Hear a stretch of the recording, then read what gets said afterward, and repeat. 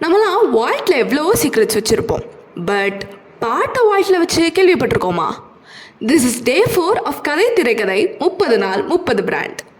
Music ஆப்ஸ்னு எவ்வளவோ இருந்தாலும் பல ஸ்ட்ராட்டஜிக்கல் பிராண்டிங் மூலியமாக மோர் தென் 70 மில்லியன் சாங்ஸோட மல்டிபிள் ஜானர்ஸில் சக்ஸஸ்ஃபுல்லாக ரன் ஆகிட்டு இருக்க ஒரு மியூசிக் ஆப் தான் ஸ்பாட்டிஃபை. அப்படிப்பட்ட ஸ்பாட்டிஃபைக்கு ஒரு வால்ட் இருக்குன்னு சொன்னால் நம்புவீங்களா? எஸ், ஸ்பாட்டிஃபைல ஒரு secret collection of songs from different famous artist இன்னும் பப்ளிக்கு ரிலீஸ் ஆகாமல் இருக்குது. பட் இதுக்கு பின்னாடி என்ன ரீசன்னு யோசிச்சா இட்ஸ் ஆல் அபவுட் அ மாஸான ஸ்ட்ராட்டஜி.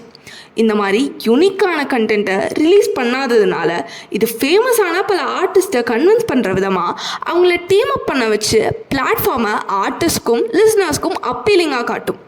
இவங்களுக்கும் நல்ல ஃபாலோவர்ஸ் அண்ட் என்கேஜ்மெண்ட் ரேட்ஸ் கண்டிப்பாக இருக்கும்.